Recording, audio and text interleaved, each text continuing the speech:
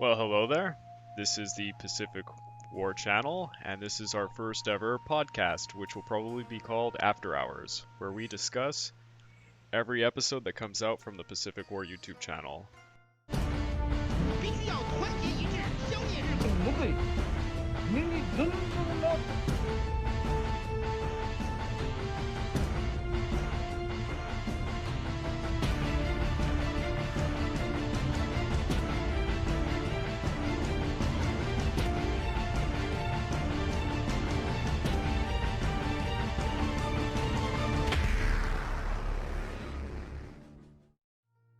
So I'm here with my friends Eric and Justin. What's up, everybody? Hello. And we will be discussing the first episode that's going to come out on the YouTube channel, as well as in the podcast form, which was titled, What is the Pacific War? Which also is conveniently workable for the intro to What is this podcast? And i.e., what is this YouTube channel? So, how about we start off just like this? Both my guests have watched the episode in question, as I also expect anyone watching this podcast did as well, I hope. And He forced us to. Well, yeah, of course they did. They're being paid. And I'll ask both of you the same question just to begin with.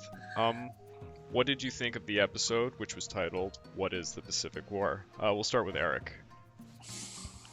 I definitely like that you took a terminology path to start, because to start with World War II, especially between Japan and China, you have to figure out all the different names and terms for this war, because you can't just jump into it's World War II, because then you miss out on all the actual information of why Japan was in this war, why was China in this war, why was Russia not in this war, why was like the England and France and the Dutch Indies and all, why were they all included in this war too? Like, you have to understand every single aspect of why this war started, and not just the U.S. got hit at Pearl Harbor, because there's far more nations in this war than just the U.S. and Japan.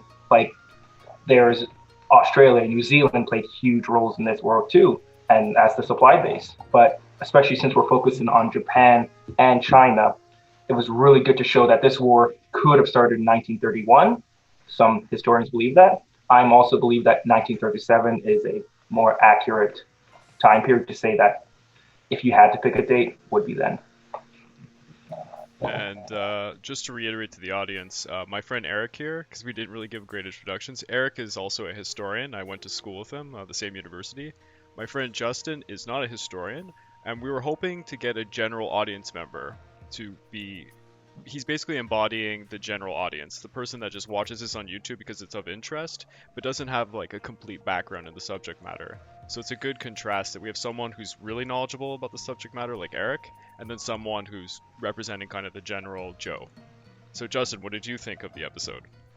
Yeah, well, I kind of agree with what Eric said. It was a good introduction and a good bridge at the beginning to start discussing exactly the different perspectives in the terminology, because me coming from a Western upbringing and not specifically historical background and from a studying perspective, I grew up with the Western perspective, which is, okay, 1941 hits, Pearl Harbor, all this, and of course being neighbors to the US, if for those of you who don't know, we're all Canadian, that is kind of the historical perspective that we're given growing up and from an early education standpoint. And it's interesting to see from the Asian perspective or from the European perspective how that can change. And yeah, being that I'm not a historian myself, most of my studies have been in economics. I did study certain historical events for their economic impacts, but it's this is not one in particular that I've looked at. So I'm going to be interested to see exactly the different points of view as to what conflicts led to this, because it seems like a series of several smaller conflicts that led, that kind of all got bunged into this one giant series of battles and whatnot. So we're going to see where it goes from here. I may have a few questions going on. Pardon if any of them are a little basic from a historian's perspective, but yeah, there were definitely a few things that I had to Google after this episode. So we'll see if we can shed some light on a few things. Yeah, and I think it was actually a little bit funny that in the episode itself, I Wikipedia the Pacific War just to kind of show the audience. If you Wikipedia it, it's still very ambiguous. It's not easy to define. So I come to this next question. What did you both know about the subject before you even watched it? Eric again. Well, actually, I do know a lot about the Pacific War, but actually the Chinese, Japanese, that actual theater is actually where I'm less knowledgeable on. So that, which is why I'm really looking forward to learn a lot about this. Like, I've studied, being from Canada, the U.S. entry, the Canadians in Hong Kong. I know of Australia, New Zealand, and their importance, like especially like Justin said, the European perspective. And I have a very limited, especially Japanese. I know more about the Japanese history and why they got into this war, but especially China, knowing that they're such a huge part of this war, but yet they are talked about so little. And the fact that most of Japan's war was fought in China, but in the Western world, we were to believe that it was fought in the oceans and on the islands by the Marines and the Army. So I'm actually looking forward to learning a lot about this subject. And the same question to you, Justin. What did you know about the subject before you watched the episode?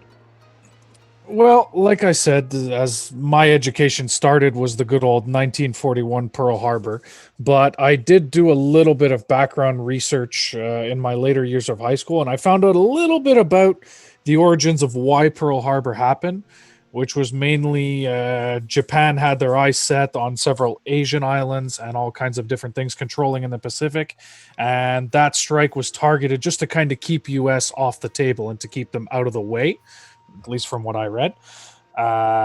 Obviously, it didn't work out too well for them, but that's unfortunate the way it happens. What I didn't know is a lot of the earlier, exactly like Eric said, I don't know a lot of the earlier conflicts between Japan and China specifically, what caused them, what they led into. And hang on, I did have a note here. And I didn't realize that at the same time that the Midway battles were happening and the whole fight that occurred after Pearl Harbor, I didn't realize that Japan was also targeting the Aleutian Islands to the north. I had no idea that was a thing happening at the very same time or around that area. So they targeted a lot of places. Another misconception: Pearl Harbor was not the only place that hit. You had Wake Island. You had actually, I wish I could recall it, but I do know they hit the Philippines too. They had a broad attack. Pearl Harbor was just actually the surprise attack that no one was expecting. But everywhere else, they were expecting a Japanese attack, and the U.S. were on alert. But unfortunately, they were not manned that well. And so I knew a little bit, or maybe a little bit more than the person with no background, about kind of why it happened and what Japan's idea was targeting that. But I still don't know much about what led to it. For example, in your video, you go on a lot about the 1937 Marco Polo incident. I have no clue what that is. As far as I know, Marco Polo is a pool game. So if you could shed some light on that one and help us uneducated folks, it would be actually greatly helpful. Yeah, so the reason why I bring it up so many times is because it's actually, arguably, you could argue it's the reason why the Pacific War began, but that argument is very similar to saying, the assassination of the Archduke started World War One. That's not really why it happened, but it is the incident that kind of sprang everything. So the Marco Polo incident was it was in Lugao Bridge, and it was a mistake. China had some operatives around there, and Japan was an insert. They were occupying it. They were basically filibustering the area, and some Japanese officer apparently went to go pee or something, and he disappeared. They couldn't find him. They thought he had been attacked by the Chinese. It sprang an enormous incident that sprang a little battle, and then that sprang into the full-out occupation of China in the war. And it's similar to the Mukden incident of 1931, which was actually quite similar. More or less, this was all orchestrated by Japanese military personnel who were just trying to start the war. Yeah. Oh, okay. Was China at any point also trying to start this war, or were they preparing their forces for an inevitable attack, like a defensive stance. The problem was that China was fractured. There was a civil war going on. The communist forces and Chiang Kai-shek. I mean, Mao Zedong is there, but it's not full frontal Mao Zedong yet. He's away in the mountains, just chilling. he becomes more influential as it goes on, but Chiang Kai-shek knew that a war was going to happen. He was trying to use all of his time basically allying to Germany to get some training of his military to be prepared, but he knew with China was basically controlled by warlords, so there's no way he was going to defend, but he was trying to buy time, and it was unfortunate that in 37 it happened because he had no military to really fight with. He had nothing. I think that's a characteristic of actually World War II in general, but not to get off topic too much, but definitely that's a lot of nations seem to be in that situation where they know they're going to be invaded, but their military is not prepared. So the only thing they can do is try to diplomatically push the invasion as far back as possible to try and give their forces whatever they possibly could in a defensive measure. So the only last question I would have for you guys would be, what did you learn from this episode? What surprised you? Even though it technically was an episode just defining what it was, which is a little odd. No, I mean, there's definitely a lot of different tangents you could go into, and I don't know whether you're going to line up your videos more chronologically or whether you're planning to do it, several videos looking either at the same incident or the same conflict just from different perspectives, because either way in any conflict every side thinks the other guy's the bad guy. So looking at this from an Asian perspective, from a European perspective, from a North American perspective, there's all kinds of different views on sort of who started what, or where the conflict came from, and that's probably one of the reasons why there's so many different opinions on as to what the conflict is called, which date it started, this and that. It's almost a good old who started it elementary school kind of battle thing. But it's going to be interesting to see from a channel's perspective which way you do it, whether it's chronologically or anything like that. And there's probably a lot more delving into why certain battles and certain areas were lost, whether it was from a lack of military, whether it was from a lack of financing, or like you said, China with civil war raging can be very, very hard to fight on a battlefront when your country's so divided. So there was a few little tidbits to be learned from this, but I think the channel as a whole, there's going to be a lot to see depending on which aspects you look at. I'll throw it to you, Eric, before I... No, actually, what Justin was saying was exactly what I was going to say. I loved how you went into all the different terminologies, because I feel like whatever someone calls the war, whatever war they are in, shows an insight to that war. So like they say the war of Japanese aggression or the war of Chinese aggression, just hypothetical names, but you can see how they were trying to place that war in history at that time. And that opens up a lot of investigation and all that stuff. You can really then deepen why did they think that the Japanese were the aggressors, or why did they think the Chinese were the aggressors? Like these are all topics that we can explore in the future and all that. That was, I thought it was a good episode because it was very broad, but it opened up a lot of places where we can actually start doing whole episodes to just explain this one little terminology. Because I know there's a lot of information out there on each of these names and titles of these wars and why they were called that.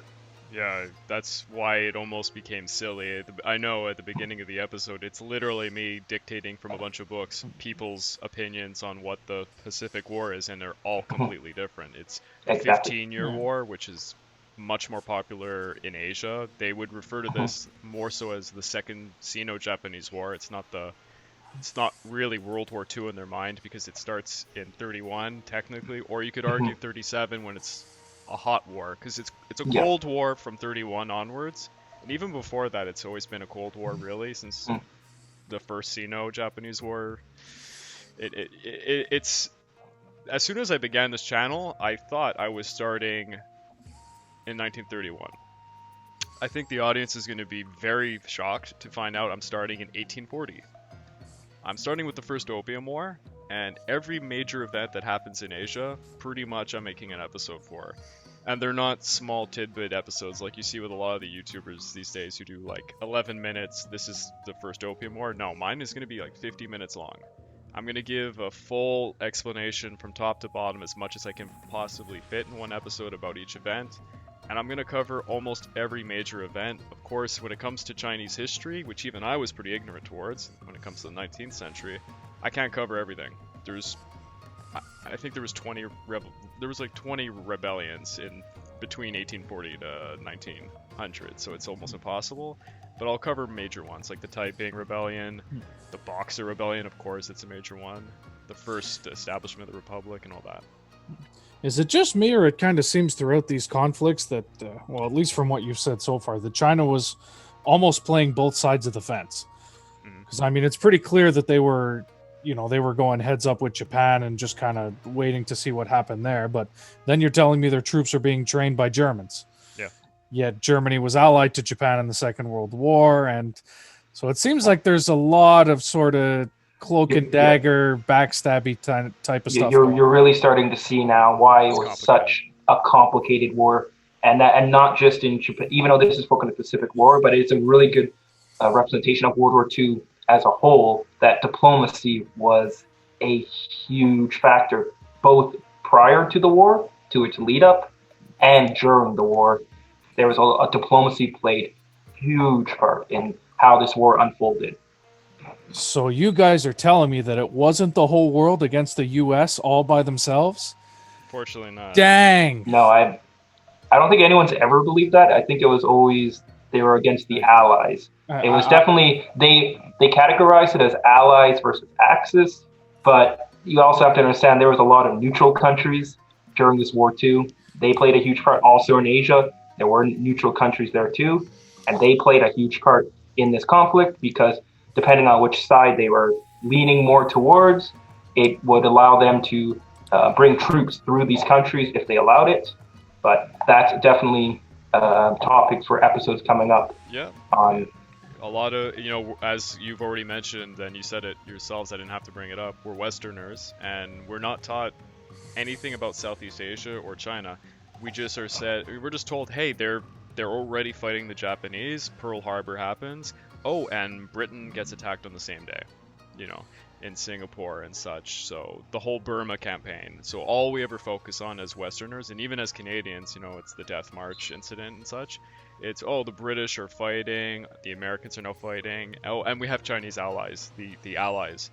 One of the books I actually had to read when I was preparing for this was called Ally Forgotten, and it's titled, as you would imagine, because China has always been forgotten. They were at war from the beginning. They're the ones who bled the most in the war. People, of course, argue that Russia bled the most during World War II, but they're excluding the Pacific War in that. If you think about it, no, China basically was the one who was bled the most. Because, correct me if I'm wrong, I thought I read, but up until 41, when Pearl Harbor was hit, U.S. was actually considered a neutral country, were they not? Yes. Now, there might have been some stuff going on behind the curtain there, but yes, there was a lot going behind the curtain. They were selling arms. Yeah, just like World War I, they had a huge manufacturing base, and they also were supplying China with a lot of arms and all that to go up against Japan, which is also another aspect of this war, which is why Japan also thought the U.S. was the bad guy, was because for many reasons, one of them being they were funding the people they're at war with. And if any nation would be hostile towards a nation that's, supplying their enemy. And I know the historians who'll end up listening to this are going to scream about the oil. Yes, oil. If you want to, you can't just say there's one rationale cause for a war. There's all sorts of reasons for why a war actually gets enacted. 80% of it's true, yes. The oil embargoes the United States put on Japan pushed Japan over the edge, and Japan said, hey, I have a choice. I can basically give up all my holdings in China because I don't have oil to go anymore, or I can make this suicidal attempt, see if I can hit the United States, get some oil from the Dutch East Indies like they did, and see how long it can hold out so I can have as much as I have right now, and then at some point hopefully have a good withdrawal but keep most, which they didn't do because they got too greedy when they took all these territories and never just said, hey, we'll have a truce at some point. Yeah, the whole Greater Asia theory, where they wanted to be one country more or less. So not even one country, but just one region. They said where that's Japan, what they were doing, but I mean, it wasn't like that really. They wanted to protect all of Asia from European influence, which you could analyze that as being true because Europe was very influential at that time and not to a very positive effect in Asia.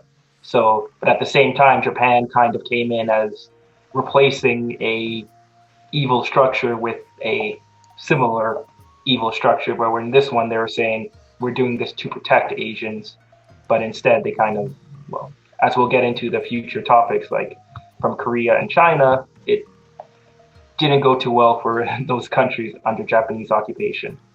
No, it did cause the Yellow Scare, though. A lot of, even I think Hitler himself said that, if all of Asia actually joined forces, it would have toppled just about anybody. They had that. They always had that in their back pocket, but they never did. I would actually, I guess I would move on from here to kind of ask, the channel is the Pacific War. The channel wants to go through basically like what they did with the Great War channel and the World War II channel, the day-to-day, 1937, 1945, cover everything imaginable. But before I can do that, probably I'm going to spend I would imagine an entire year at least, covering every event that causes this to even occur. Into not as much detail. It won't be day-to-day, but it's going to be, today is the Boxers' Rebellion, 50-minute long on everything, all the reasons, what happens, why is this important for the Pacific War. Every episode has to always come back to why is this cause, or why is it rational as to why this has anything to do with the Pacific War. It's like a list of grievances. For, the Opium War, when I started, because I've already made these episodes, the Opium War is like the first time Western powers come into China and really mess things up and cause social upheaval, and they ruin the Qing dynasty basically as a result, and it eventually collapses, and then we get what is the Warring States period, and Chiang Kai-shek will eventually rise up to be a nationalist, and then Mao Zedong will be a communist, and China's fractured, and etc. So for a greater part of a year, I'm probably going to be covering everything that's a major historical event in Asia, 1840 all the way to 1937. Well, it's definitely a way to go. I mean, from the way it's sounding, this conflict was raging in Asia long before the U.S. even got mentioned. But it's something I haven't. It's something I haven't looked much into, but be interesting to do a little of my own research to see kind of what the financial motivations were, specifically for China. Ironically, the next episode isn't the first Opium War, despite what I said. It's what causes the first Opium War, because it's actually an international economic collapse.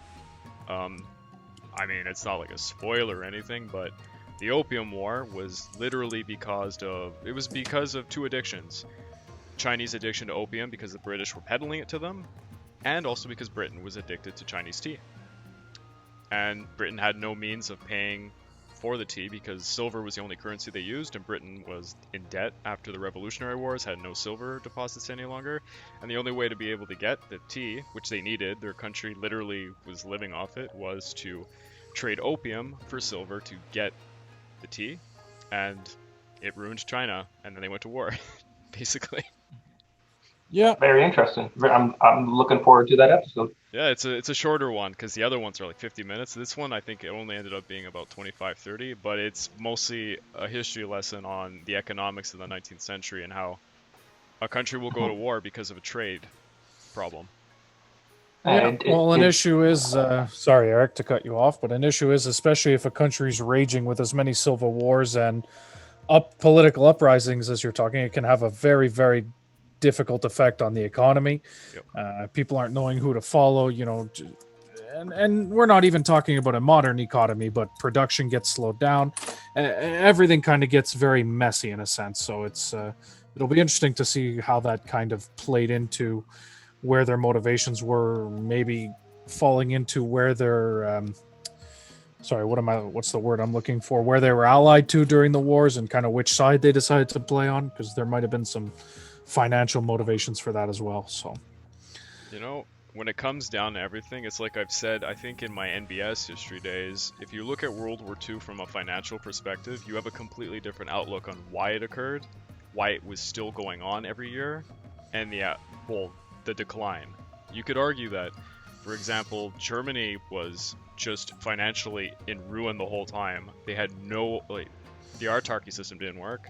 Hitler didn't know what to do. He just had to try and feed the people something, and it was kind of a joke.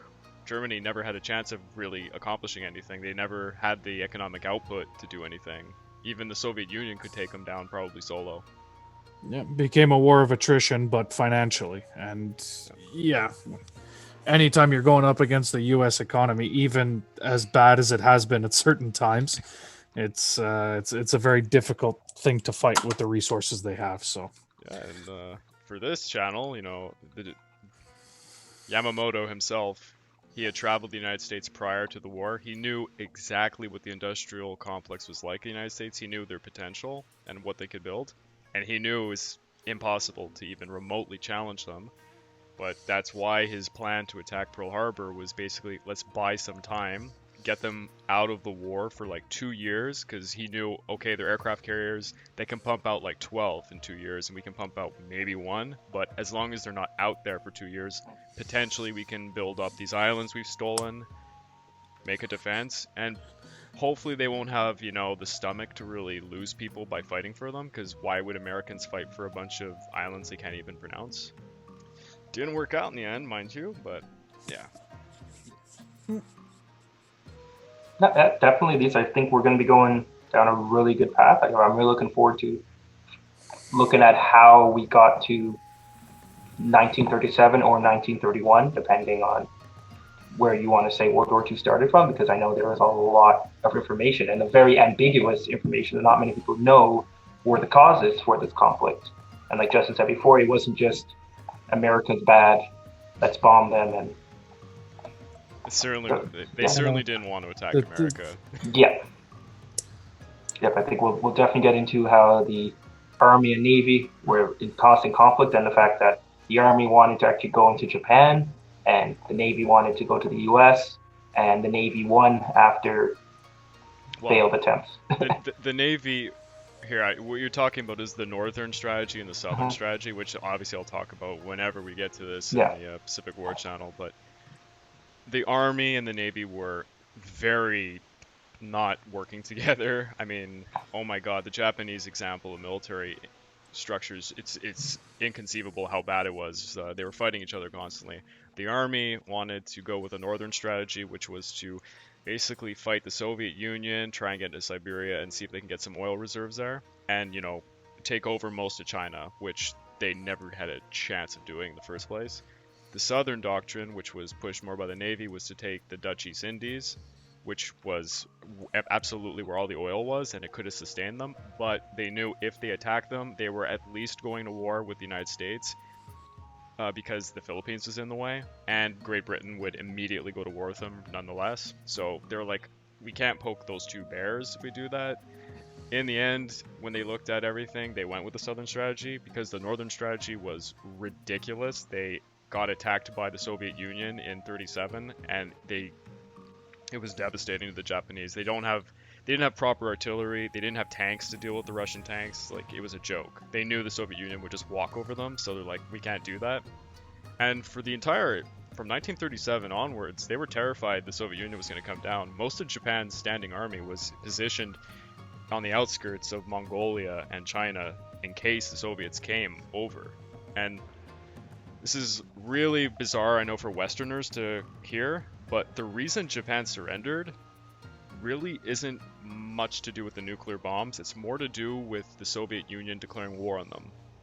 And there's going to be a lot of old school people who have, contention with that statement, but if you do your due diligence and you look in the actual history, you could find more arguments for, the Soviet onslaught just at the end of 1945 being why Japan surrendered, more so than the nuclear bombs. Yeah, well, I guess any time after having failed in the Pacific, and then all of a sudden waking up to being bombed and realizing that you're going to have to fight this war on two full fronts.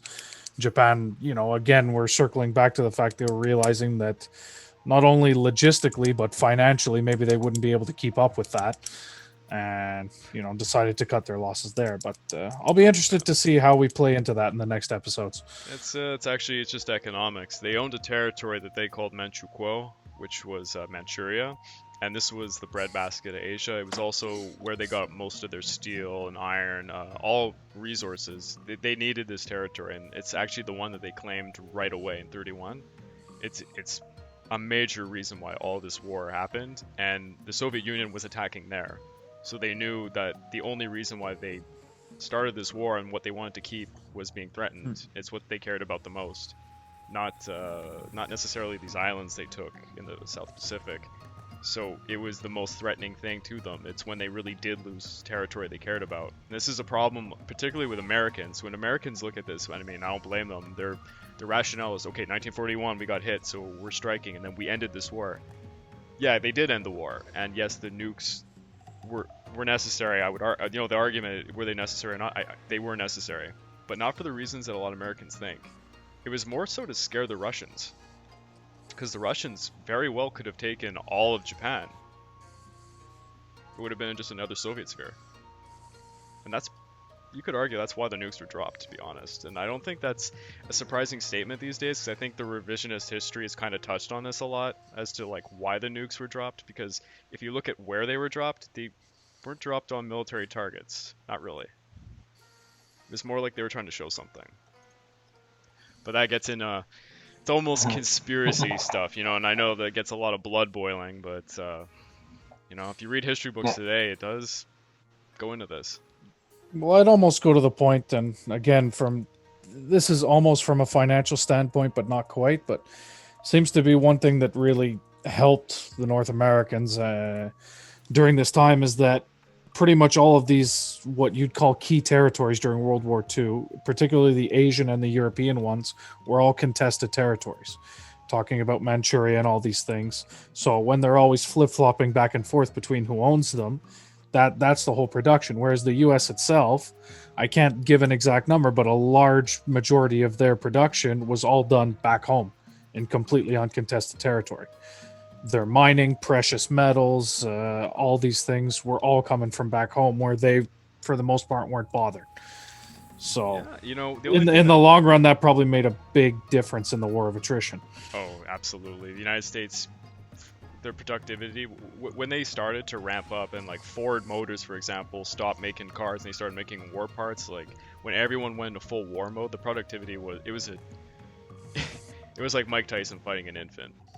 You can't, not only were they outproducing the entire world, but the countries that were at war, the Axis, they were not producing. Germany was not an industry. They did make good tanks, but they made very few of them. Japan had no natural resources. What they came into the war with was what they had. They built one aircraft carrier, I believe, during the whole war. One new one to replace. After Midway, they lost almost all of them. It was like the United States was just a bear waiting to destroy everything. And it was mostly the United States supplying the Russians, who did it was, the old saying is, Russian blood was spilled, but the Americans, fueled them the means to actually fight, etc. Yeah. Well, I don't know if I had any more questions per se, but like I said, I do want to see. There will be a few episodes that I definitely want to have a look at when you get around to them. Specifically, like I said, the economics of China versus Japan, and seeing what kind of led to that conflict, because it's the one I know the least about. So, yeah, I don't. As Westerners, the only thing I can think of that's taught even remotely is the Opium War, and barely anything. We just, we're told that Britain basically shoved a country around, bullied them, and got a unequal treaty to trade with them, and as a result there was grievances, and then it's kind of loomed over, and then Asia we don't hear much about, and then all of a sudden World War II, bang, there's war. But the truth is, there was many battles, many wars. Western powers were involved. The Boxer Rebellion, the United States, Britain, France, Japan were in China fighting. There's always been Western influence in the area, and a lot of grievances. And a lot of the reasons why China, in the eyes of the Americans, by the end of the 1950s, why we lost China, as they say, it's because of those grievances. Because China was just battered. And this channel hopes to provide a lot of insight into really what happens mostly in China. From what I've been seeing, the way I've been doing these episodes, I thought it'd be more oriented towards Japanese events, because that's where I specialize in more. But it's been a lot of Chinese history, and even I was ignorant, and I had to relearn and learn things, and try and learn how to speak a bit of Mandarin, because it's very difficult to pronounce a lot of the geographical areas, and people are gonna have a field day making fun of me, I'm sure, when these episodes come out. Yep. Yeah. Yeah, that sounds good. So just to summarize everything we've said here, so this is a brand new podcast that's associated with a YouTube channel. So these are YouTube videos, but I think because of how they're made, and since they're 50 minutes long, if you're familiar with Our Fake History, who does a podcast, it's very similar to what he's doing. When I rewatched the videos I've edited, I thought, as just an audio file, they actually make sense, because it's just telling the event, the story, in a story narrative, because I start from chronological order, and I do it as if it's a story. I really try and give you as much detail as I can, a lot of specifics, but it's not like a textbook lesson, let's say. So I think it works for a podcast form, so I'm going to do both. If it works, it works. We'll see. And then this discussion we're having together is kind of the after hours. So after each episode, like let's say next week it's the first Opium War, then we'll have another podcast that's, what did you think of the episode? What could I have changed? Q&A from the audience. I want to see if I can get questions off YouTube and other means, and evolve it as it goes along, because this is kind of all new to me. Okay, that sounds like a lot of fun. I'm excited for it. Yeah, I definitely like the idea, and I think there's potential to look at it from different point of views, Yes. Well, that's why I invited a friend here who happens to be a historian, and I have other people who can join as well, fellow YouTubers who are historians, and then people who just represent the general audience, enthusiasts, people who kind of just like watching YouTube videos, particularly history videos, like Justin, and anyone else, like honestly, audience members, if they want to join it. So we'll see what happens in the future. So I think it's a good dynamic, because when you have two historians talking, when you go into really specific stuff, and you have to have a lot of background information to even understand what they're talking about, it's not great for the audience. I think someone who comes from more of a general perspective, it's better, because they can bring in more of the entertainment value, like what I like about this, what I was interested to learn. Basically, he's saying, don't worry, people, I don't know nothing about this either. And I'm going to be right there along with you, learning as we go. So exactly. So to end this, I guess I can just say the next episode is titled "The Disaster That Led to the First Opium War." All right, sounds amazing. Sounds good. Can't wait to see it. Thank you very much for having us. It was a lot of fun, and hopefully we can do this again. Thank you. Thank you very much. Being chained to this. So again, this is my buddy. For Eric. those of you who are listening in on Thanks YouTube. again. Send help, please. 911. And we're being held in a basement. One who's talking, who has no webcam at the moment, is Justin. Yeah. And we're gonna work on your orientation, Craig, because you're pointing at the wrong person when you talk about us. So, gonna have to switch that camera around. So we will stop hurting your ears now. This has been the Pacific War Channel podcast, or calling it maybe After Hours. We'll see you. Over and out. Yeah, we're going to have a discussion about that. It's 8 a.m. right now. We can't call this after hours.